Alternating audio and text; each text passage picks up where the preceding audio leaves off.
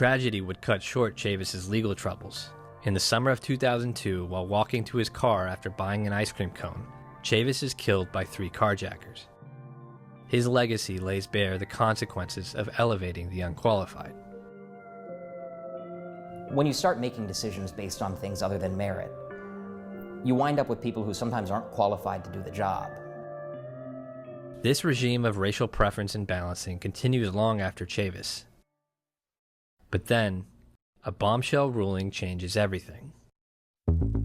Breaking news, the Supreme Court with a major ruling on affirmative action. The U.S. Supreme Court today dealt a major blow to affirmative. The Supreme Court has just issued a pair of opinions. The ruling means that any school using race as an admissions factor will have to stop immediately. The Supreme Court hands down Students for Fair Admissions v. Harvard.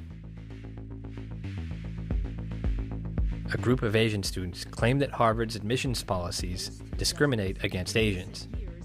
A study by Princeton researchers found that Asian applicants needed to score a jaw-dropping 450 points higher on their SATs than black students in order to gain admission to colleges like Harvard.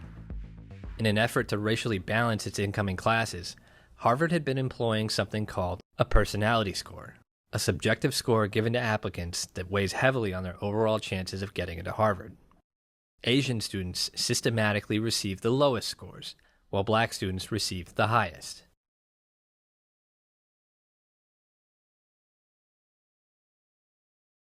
What the United States Supreme Court said is that the affirmative action programs were invalid. The Harvard case was a landmark case. The Chief Justice's opinion says eliminating racial discrimination, and he considers affirmative action to be racial discrimination, means eliminating all of it. Today's decision marks the promise of a new beginning, a resurgence of the principles of the American dream, and a return to the egalitarian principles for all. The public fails to notice the magnitude of this decision. For half a century, civil rights law has demanded